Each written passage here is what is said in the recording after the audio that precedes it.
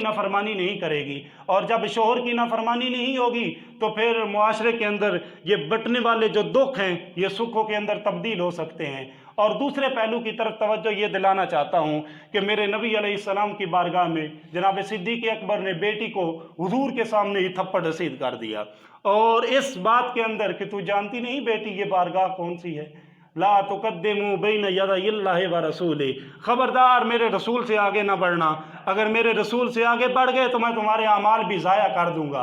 ला तरफ़ऊ अस्वातकुम फ़ौक़ सौतिन नबी, मेरे नबी की आवाज़ से अपनी आवाज़ को ऊंचा ना करना, अगर मेरे हुजूर की आवाज़ से तुम्हारी आवाज़ ऊंची चली गई मैं अमाल ज़ाया कर दूंगा, तुम्हें खबर तक ना होगी। बेटी ये बारगाह मुस्तफ़ा है, ये कोई आम बारगाह नहीं है। यहाँ पर बोलने से पहले अपने लफ्ज़ों को तोला जाता है, बोलने से पहले मौका तलाश किया जाता है। हुजूर खामोश हूँ, इजाज़त दें तो फिर बोला जाए। बाब जिब्रील के पहलू में ज़रा धीरे से फ़ख्र जिब्रील को यूं कहते हुए पाया गया, पलकों से दरे यार पे दस्तक देना, ऊंची आवाज़ हुई उमर भर का सरमाया गया।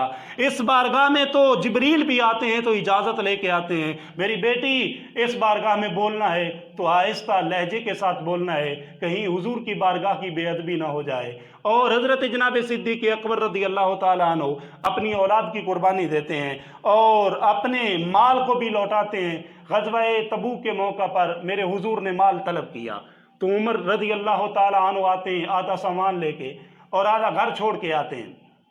हुजूर ने फरमाया उमर क्या छोड़ के आए हो? अर्ज़ किया या रसूल अल्लाह जितना लेके आया हूँ इतना ही घर छोड़ के आया हूँ। जनाब सिद्दीक़ अकबर भी आ जाते हैं, टाट का लिबास पहना हुआ है।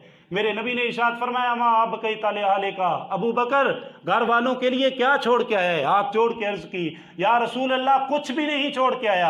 अर्ज़ किया अब कई तो रहमुल्लाह व रसूला, या रसूल अल्लाह जिस घर के अंदर और अल्लाह के रसूल की मोहब्बत हो उसे दौलत की कोई ज़रूरत नहीं होती।